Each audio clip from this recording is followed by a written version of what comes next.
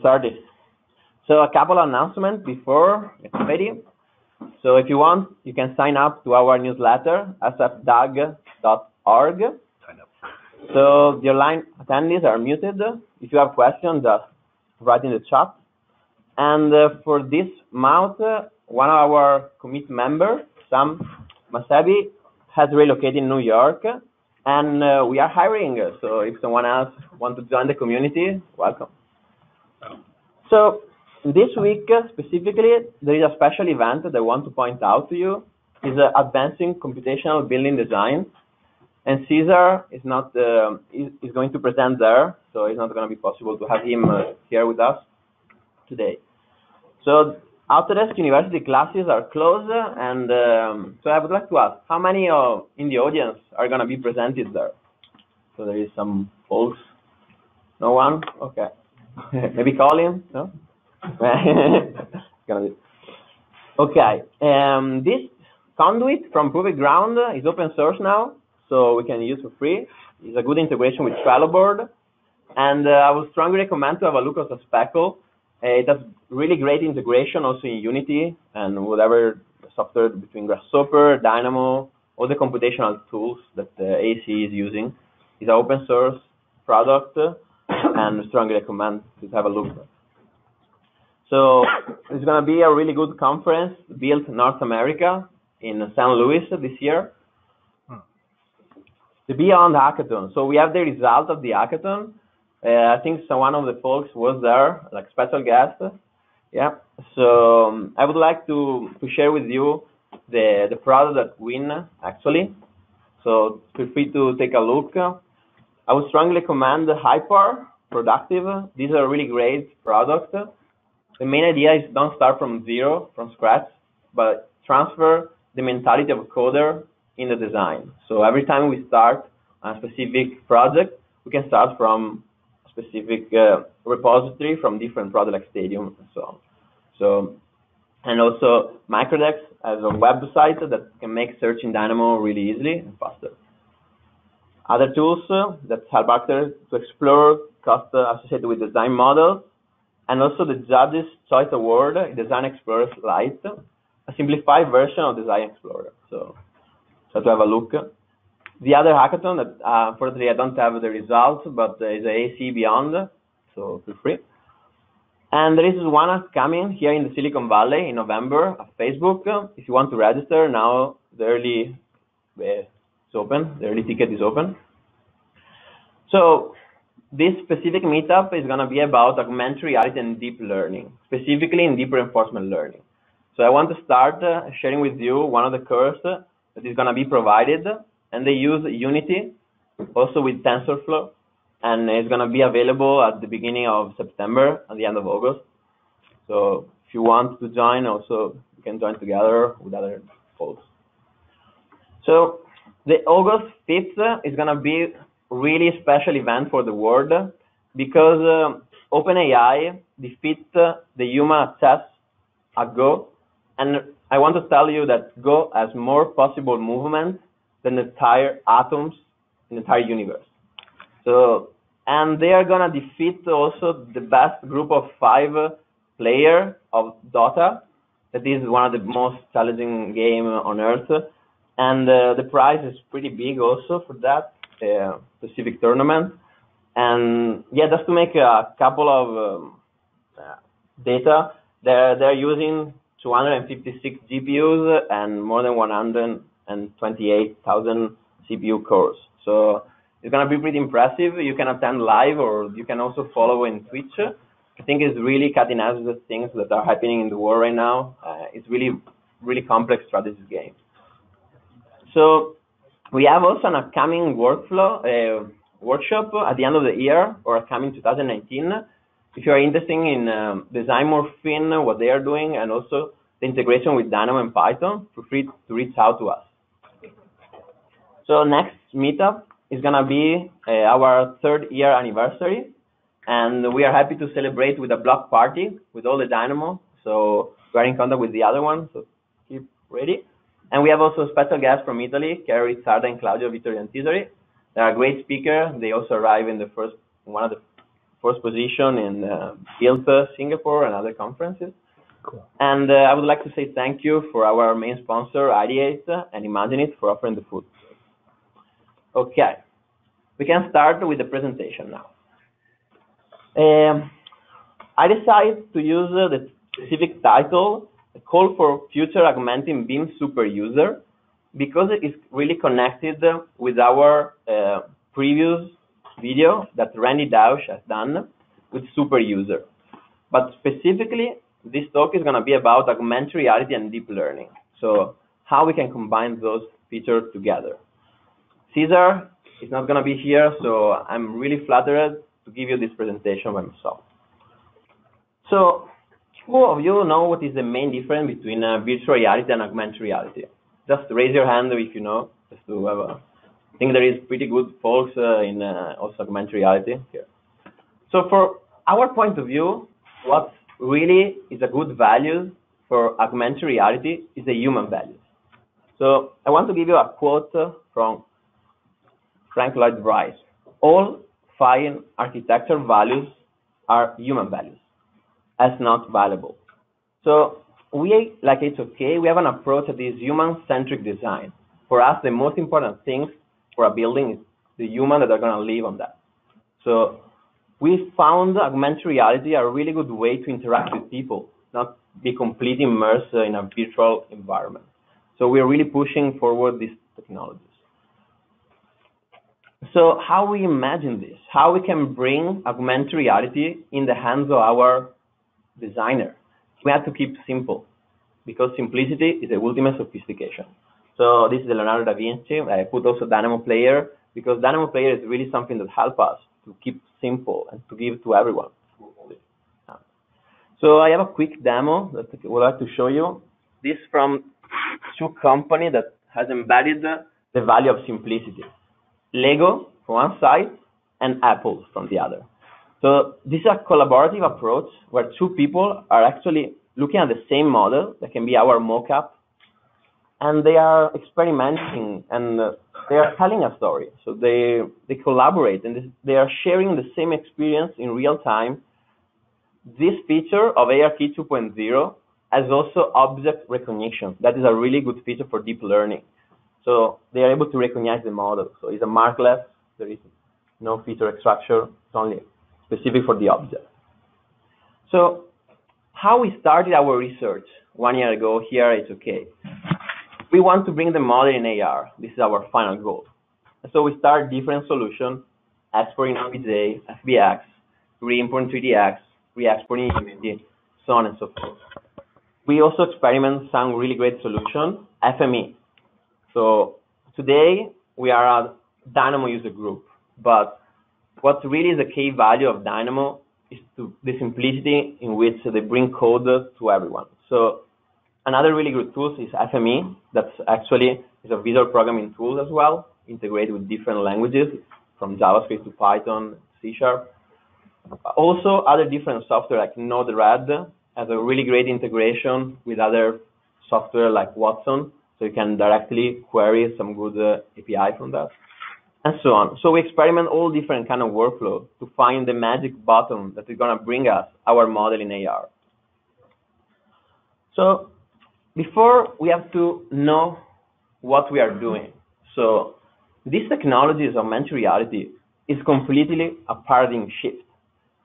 So Thomas Kuhn was the main philosopher that actually established this term, paradigm shift.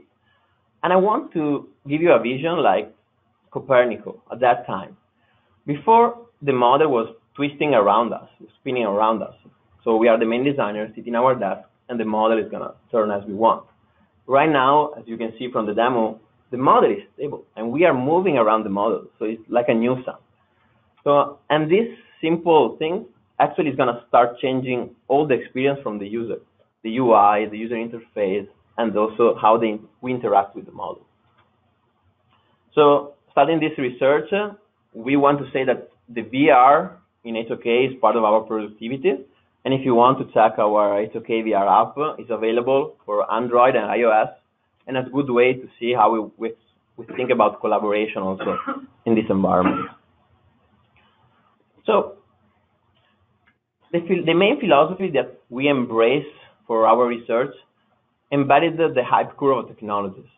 So when I came here 1 year ago, we have to start this research with artificial intelligence. But the state of art of deep learning is really at the hype. So it's the cutting edge technology. So it's really expensive and difficult to implement only for one people in a company. So we want to establish this research, find out where the deep learning can be applied easily. And augmented reality is a specific field that has embedded in a lot of functions. So keep this momentum open, allow us to move to the next cycle of scientific revolution. So I wanted to combine two great philosophers and economists, Schumpeter from one hand and Kondratiev on the other. Kondratiev, he believed that our technology revolution happened in a really good, stable rhythm every 50 years. Instead, Schumpeter, he recognized the value of technologies that is becoming, this cycle are becoming shorter and shorter, and this allows us to jump from one cycle to the other without having the disillusionment part of that.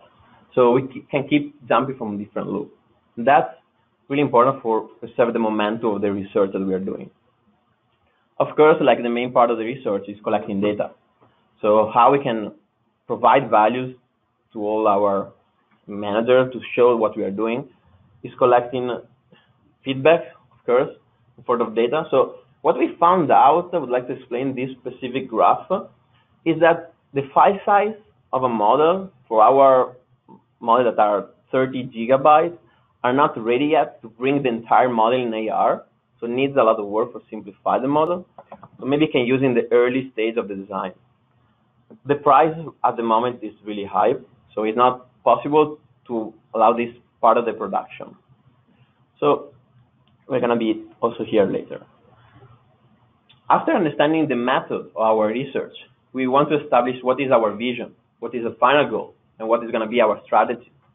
And so we divide in three topics: the visualization component, some problems that need to be solved, the collaboration, this is the main value that we want to bring to you today, and the AR cloud. So the vision actually is focused on the digital twin. So is this augmented representation in a virtual environment of the real model. So I have IoT data that collect all the information from the real building and bring in real time in the virtual environment is going to be the key to have augmented reality ready for development in the future. So starting from the visualization point of view, we divide it in two parts that are really important: the geometry component and the metadata that we need to be displayed. So the geometry we divide in three categories: render, the recognition component, and occlusion. For the metadata are specifically from analysis and parameters that need to be displayed also there. From the render point of view, it's going to be really difficult to have hyper-realistic content that, for instance, have caustics in real time, editions also in real time, and all different challenges that are not always available in augmented reality.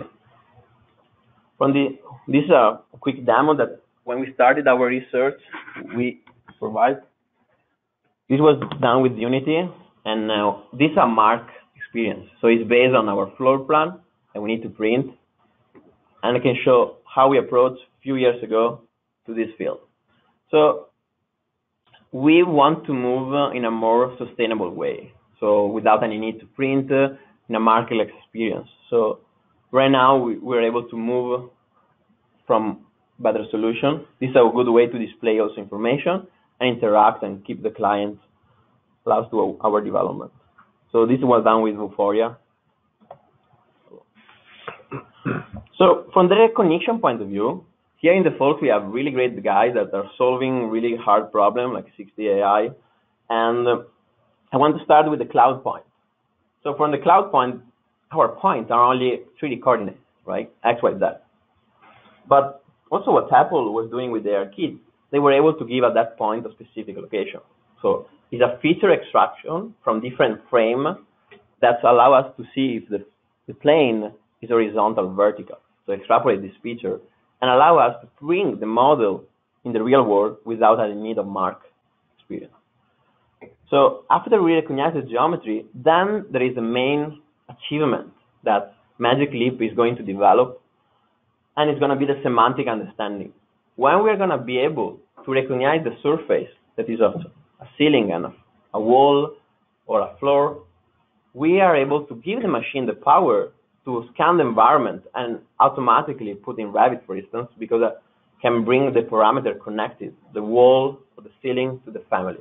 So that's going to be a really game-changing, and Magic Leap is going to release soon, we hope, and they also have embedded in their product. So it's part of their patent. You will see how they're going to have the semantic recognition of different features, and that's, from my point of view, is going to be really a game-changing for our industry. Okay, the other component, as we want to say, is the human values. Why we want to use AR? We have a camera that is pointing to your face. And so really using with deep lens allow us, even me that I'm not a coder, with few lines of code to send the image, the frame on the Amazon cloud and have the analysis of the face, how many people are in the room, what is the sentiment of the people. So like in a conference like here, I can understand more or less during the conference what is the sentiment. And it's really few line of code because Amazon is taking care of everything. So you will see a lot of this demo live in all the AI conferences you can attend. And we have also set up the deep lens upstairs. We can show you later. The occlusion is something that is really important to give the experience, to provide the depth of the object in a real space. You will find out with Meta, you're going to place your hand and you can see that the model is behind your hand. So you can understand the depth of the model. Right now, if you never played Pokemon Go, you will see, if you use your phone, you're going to see your Pokemon everywhere. Even if you have a wall in front of you, you're going to still see your Pokemon. So it's not a great experience for the depth. Niantic is also developing this better. You will see there are great videos how Niantic is going to solve this problem. But yeah, what I said to you, Meta was able to actually solve this. Another solution that are available for mobile is here. So if you want to talk with 6D AI, here for giving you really cool demo. So the other element that we want to bring in the visualization component is the analysis. We were able to develop real-time analysis with other open source solutions like Accelerad for MIT, and also some wind analysis like ArcPlus, and different design options. So we can show you later, we have an app that shows different AR options directly in augmented reality. The parameters, for our standpoint, are the most important thing. We need to don't lose all our work that we have done in Revit. And so I would like to say one of the best solutions in the market right now is Forge. Forge has this great integration with Unity that provide us to bring all the parameters and all the data directly in AR. So, as we said at the beginning, the most important values is human. So, like in the render, we want to place human in our building. At the same, we want to do with the AR and VR. We want to be able to scan the video of people and bring this kind of experience also in augmented reality. And what Microsoft Reality Capture is doing is pretty impressive. They are able to compress thousands of gigabytes and bring in the hand of also device.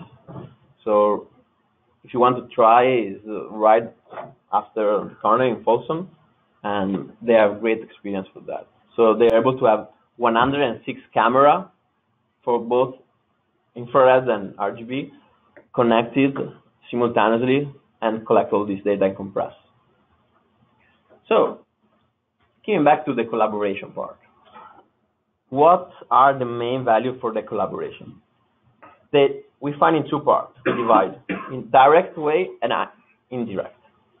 From direct point of view, we want to present our client our product. We want also to establish meeting in AR. We want to provide model review in AR. We want to provide also web model review, so we will see later, but also modeling. We want to be able to model in AR, but at the same time have a bidirectional workflow, as you can see also later with Mindesk. So one can model in Rhino and can display in real time in AR Meta, and both ways. The indirect component is the one that requires deeper reinforcement learning. In this specific case, I'm going to present you a LOLA Learning case developed from OpenAI. From the presentation, the way we envision the presentation is to have someone that guides the experience of the designer in an augmented reality, and our designer that are actually in the model directly. So we have a great example of what we are doing in our collaboration with the reification. So you will see Gabriel from the left part. He has Oculus and with our specific camera, standalone cameras, and Cesar Escalante in the other part, our design technology manager, that is wearing HTC Vive. And both are connected in this experience. So jumping into the experience itself, you can see that you have the model, you can stretch, scale it, and both in this part are in augmented reality. But as you can see, because they have VR goggles, they can also switch, and now they are in VR. So the cube that you see in display is actually the position from the guide that can drive the conversation, and position in the specific location that we want to provide, like a model view. And we can have pointer, so that all the experience is guided from the main designer. So this was a great demo that we had done a few months ago. Okay, from the model review. So collecting data, we try to change the way in which we are doing the model review. So before was one guy that was sharing his screen with all our designers, and everyone was looking at a specific point. With this, we were able to actually have an augmented reality model in the middle of the table, and everyone is looking at the model. So it was a really good improvement of the performance and the accuracy of the review, the specific model. So, and because you have actually the vector of your camera pointing at that specific model, you can collect data of that. So think about the way in which people are collaborating. This we have a great example developed with Meta. So this is Joe, our developer with Meta, that is working in Revit and is having also the AR headset of Meta. In the other part, there is another designer that is looking at the same model, and they are discussing about the model. So they don't have to open a Revit view and spend hours spinning the model, but they can have the model there, and they can move around and see what's going on, see what specific part need to be changed, and highlight. But what is really amazing is the power of this collaboration, and have always human at the center. But you can have an AR cloud. So also with mobile, we can go there and display the specific model. So this is directly with iPhone X and ARKit. So we can enable this kind of experience. As I said before, we have the vector, right, from the camera. And from what other companies are doing with Toby, that is eye tracking, we can also track the eyes of the people that have the experience. Doing this, we can provide analytics data of the review. So we can have a really good understanding what part of the model are being reviewed. And this is a good way to analyze the session. Because you don't have only the vector of your camera, but you have also the vector of the eyes. So that's going to be important because you can bring your phone around. So this is what we are developing with the web component, and thanks to Forge. So we had, for this example that I want to give you, we had a model in Rhino and was optimized for the structure in Karamba, with some genetic algorithm.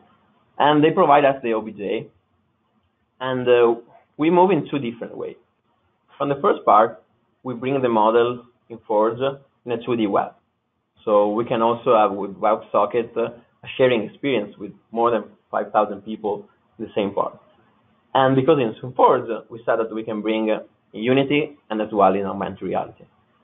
From the other part, that is the new one with the WebXR API, we were able to transfer the OBJ to GLTF, that is, let's say, the PNG of the web. And with a 3D browser, we can directly transfer in the hands of the designer. So I want to explain also one of the main problems that we had, the issue, was with the vertex color. So this is our model in Rhino, and we had the specific model that have a OBJ file, and the OBJ is structured in this way. You will see the 6 number, X, Y, Z, and RGB. So the RGB in that model wasn't parameterized, was from 0 to 255. So we re-import with MeshLab, and we change and reparameterize with 0 and 1. So in this way, it's readable better. So after we transfer, we were able also to, thanks to Ladybug, they have a texture maker. It's a good plugin. Also know that they are able to transfer the vertex colors to MTL, OBJ, and also the texture. So after we had done this, we were able to have our GLTF direct sketchfile. After we have the specific model on the right format for the web, we are able to establish this connection. And with ART 2.0, the multi-user experience is pretty on the hands of everyone. But as the architecture theme, we don't want to follow only one stream. So there are also different solutions, like 60AI is doing as well, another company. So we want to move always software and hardware agnostic for this point of view. This is a quick demo. You can also try this experience with your phone in an XR viewer, and you can browse this one, HOKXR, herokuapp.com/webxr HTML. So this specific model was done from MIT Media Lab, and they provide us like consulting for the optimization of the structure. You can see there was developed from by Valentina Sumini and Kathleen Mueller. And in this specific experience, you will see how both people with the iPhone X can visualize the specific model in the same environment. And what is really impressive is everything is running on the web. So it's not with ARKit itself, but it's web-based. So you don't need to install any app for that. So difficult to see always in motion the future is. So we don't know when the model is needed. We don't know when we have to provide the model in AR. And because this usually requires a lot of work before. So we are looking for the magic solution to bring directly the model with one magic button.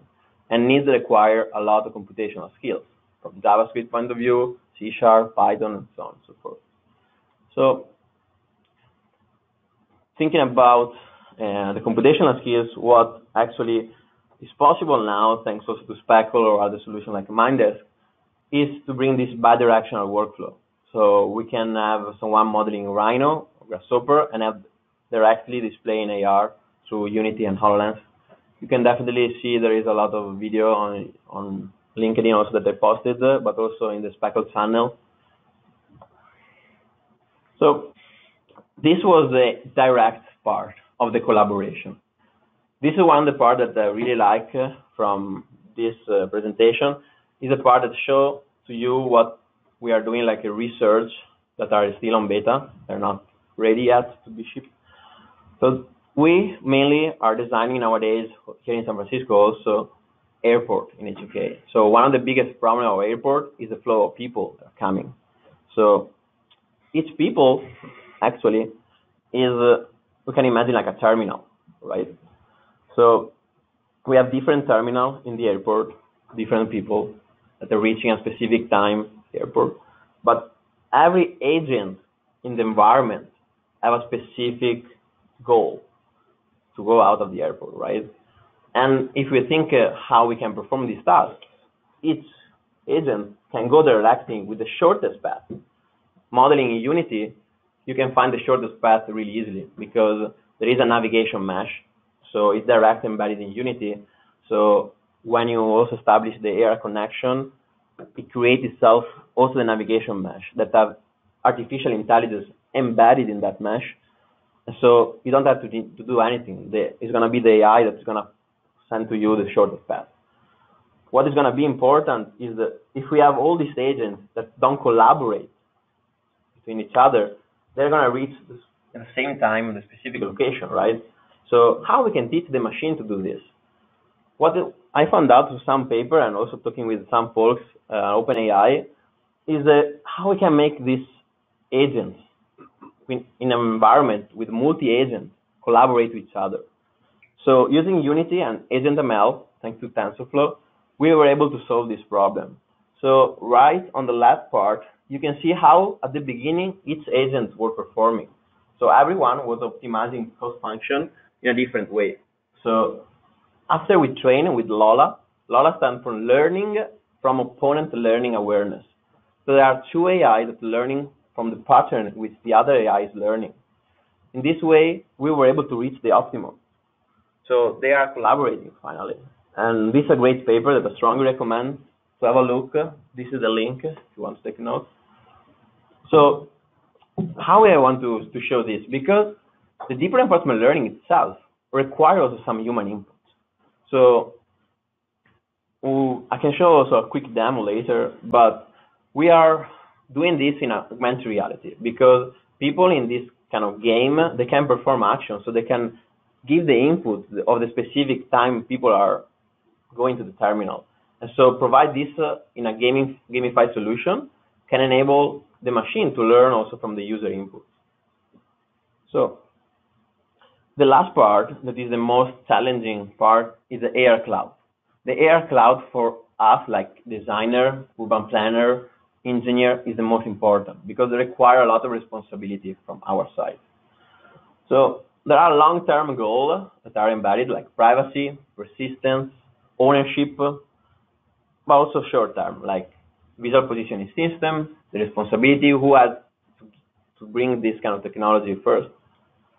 Starting from privacy is really important part of that. We don't want that augmented reality is going to invade our space. We want to be the owner of that specific environment. From the persistent point of view, there is really great solution also from UAR. We see different people looking at the same model, and the persistence of that specific object is really great. And so this is another technical problem that needs to be solved. From the ownership, there are some solutions out of there that actually are connecting the blockchain with augmented reality. And so you will see this specific area, an area that they are trying to sell with the cryptocurrency. One of the cryptocurrency in this part is Kona. And they sell entirely Dubai, and they sell also the Colosseum right now, another part in Europe. So actually they are giving the ownership of that digital space. So at the end, you're going to pay them if you want to bring an AR experience in that space, because they are the owner. So keep in mind this and have a look. There are a lot of people that are developing this. This really great picture that has to show the power of AR cloud, and it's Pokemon Go. So I had a video, was insane. People going and running away and running to Central Park. But you will see all these people are playing Pokemon. So it means there is a need of this kind of technology, and there is a way in which people can go out of their house and enjoy the life, enjoy the view of the city. But we, like a designer, do we want to do the user this view? Is what we want, hyper reality? I mean, I don't think there is value of our designer. There is no human values. I think advertisement, yeah, sure. But so this make us thinking about, like designer, we need to be involved in this kind of technologies. So imagine this picture. We weren't able to provide this kind of real-time demo. We want to place on top of this entrance a waterfall. That is a good way to use augmented reality. So in this specific building was designed by us, so it's okay. And actually was a specific real waterfall here at that time. So people enjoy that waterfall because they can interact with that. So why not repropose the experience in augmented reality? Technical part, how we can provide to AR Cloud a good technical, good positioning system. What other folks are doing is developing this visual positioning system that is a way to improve the GPS location. So they combine also with deep learning and computer vision the satellite images and the GPS location to your camera view. So when you are actually looking around, your camera is streaming in real time all the images, and it can connect with the, let's say, trip map database, and they can map perfectly the location of you. So I have a really quick demo. You can see how we are able to track actually the building in real. So you recognize a specific angle, the different surface in the urban environment. And so thinking about the future, we can direct place our building there, and we can have the occlusion because we recognize that the real building is out there. So that's a good solution for that point of view.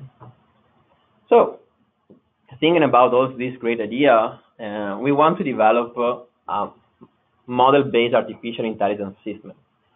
And the main idea is to bring the real in the building site, the digital model, like an overlay, and have risk management, facility management that can enable us to recognize if the building site is developing right on track, if we are on the specific path.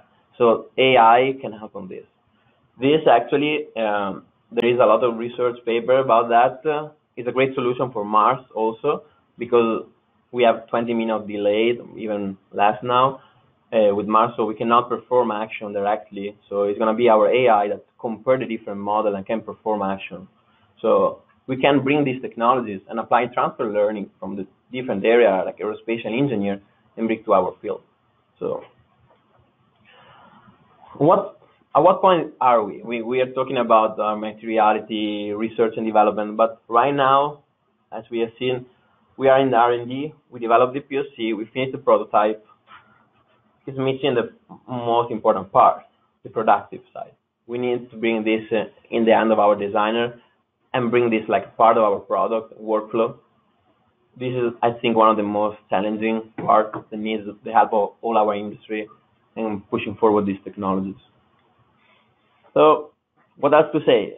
Do or not to do? There is no try. We need to do it. And we need to put our hand on code, shut up and code, and spend our nights without sleeping. This is what we love. And that's what I found out. This research is we need practical things, and we need to have a vision. So if you find out here, there is the first mathematical formula of consciousness. So I was really lucky to have this conversation with really great folks out there. They are developing a mathematical framework for consciousness in a machine. So we, like in architecture, we are far away to think about, oh, how we can develop a consciousness in a machine. But there is really great folks that are doing this, and it's based on deep learning and recurrent neural networks and so on. And this part I want to give you as two values, two main ideas. The comprehension of the environment, because the camera has the ability to recognize patterns. We, like human beings, communicate with code. The language itself is a code, but the image is a pattern. So it can provide us, like human beings, empathy. We can have a perception. We can have a lot of really cognitive processes that are embedded in the image. So it's important, this field, for that part. So quick conclusion. As I told, it's really, for every time, it's good to develop our own strategies. It's always good to move agnostic from software and hardware, but also it's good to realize that this is a big paradigm shift for all in industry in general. I don't want to say only AR, but also VR itself, of this immersive environment around us. So this is some useful link. There is 6D AI and Meta Vision at here, Minddesk as well. So Microsoft Mixed Reality Capture, they're all part of this research, and so I would like really to say thank you to all the folks in the industry. And so we are starting to open this research collaboration with all the people that want to be involved. We're gonna start next year, and if someone wants to be involved and share this experience with us, we are more than welcome to share with you. As you can see now, I would like to have more people involved in this field and have this vision. So thanks a lot for your attention for today. That's it. Thank you. Do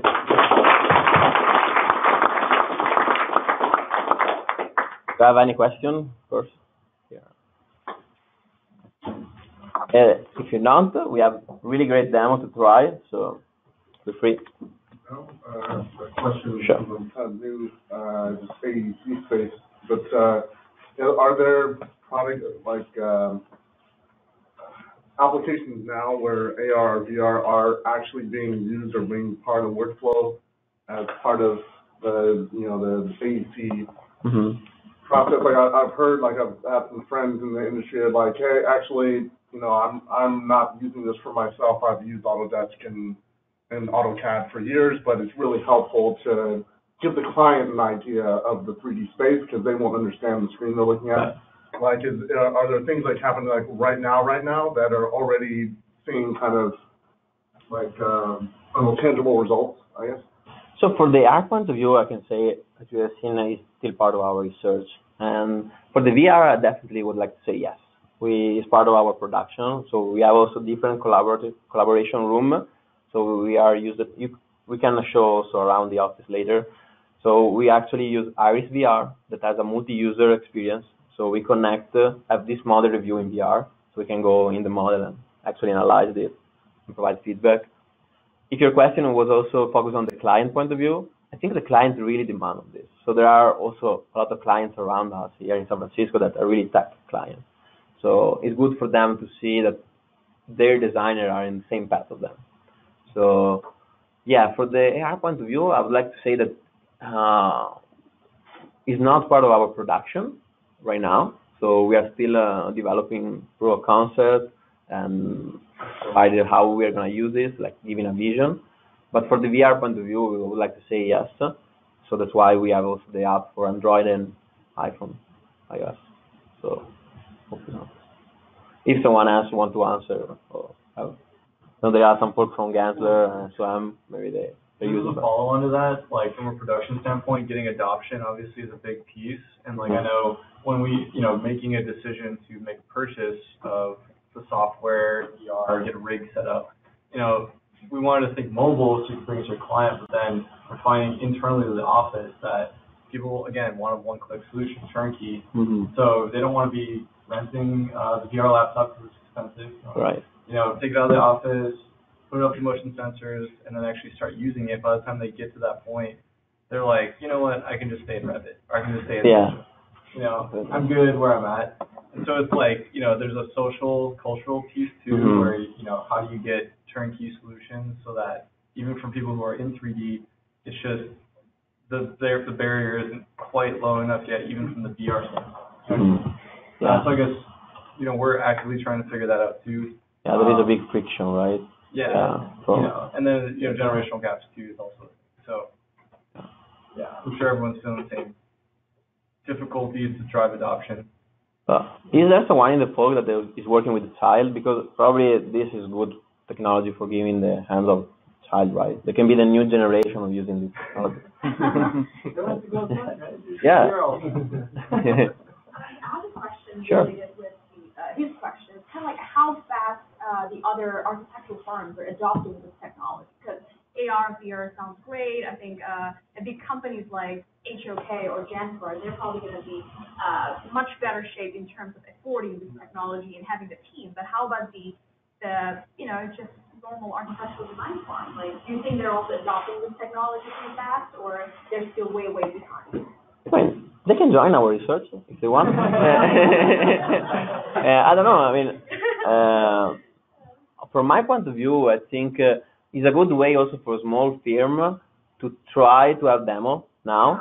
So it's a good way to engage and marketing the product. Right now, AR is a big part of marketing, right? But it's a good way to market. It's a good way to engage the client and see, I'm really part of the tech side. So I offer you a new product. So for that, I think it's a good investment for some small firm also to invest in this kind of partnership, because it's a win-win relation for everyone, from the point of view of hardware, from the point of view of software. We have great folks here from different companies like Meta and Mindesk that bring here for you guys to talk and provide feedback in order to push forward this technology. So my answer, I would like to say yes. I hope so. And also, like, for smaller firms, there are affordable options. Like you could use, you could render in Autodesk Cloud a 3D render, and then use your phone and like Google Cardboard to look at it. Sure. I actually told one of my team members to, we're probably going to get a Meta, so AR headset, and we're just going to invest some money. It's probably about $900 or something, and we'll develop our own app to kind of experiment instance. But I actually talked with like really kind of like local architectural firms, and they're kind of like, no, we're scared of it. We don't want to like use any of those tools right now. I mean, we're fine the way we're doing it. So that's kind of like my process. Right. Yeah. But yeah. I don't know if someone else has a suggestion or. But that's definitely a good. Yeah. Oh, I like. Just to add to that, from our research, majority of architecture firms, their product is working drawings. At the end of the day, their money is drawings. Design budgets are less than even 10% for most firms. They can't afford it. So it's like, until somebody comes up with plugins for SketchUp, you're not going to convince a firm to adopt Unity or Unreal. They just can't afford those kind of people. They're SketchUp or Revit plugins, where they just pop one button, put it on, that's it. No coding, no learning new interfaces, no game engines. That'll probably be the winner at the end of the day. Well, and with following kind of the research that I've been with HDR, we do a lot of big scale healthcare laboratory design, larger projects, multiple teams, multiple offices, right, all the time. And yet, getting the feedback loop, right, it's a really long process. A hospital could take 5 years to expand. From the time you initiate design to actually constructing it and seeing it built, and you're handing over the keys, it's a long time. And so, how do you say, if we're shaving, what's the value proposition to invest in front-loading the decisions, so we're making better decisions that will have a life cycle, it's going to affect the quality of the design for the life cycle of the building. And getting numbers attached to that, I think it's tough to forecast accurately what that looks like.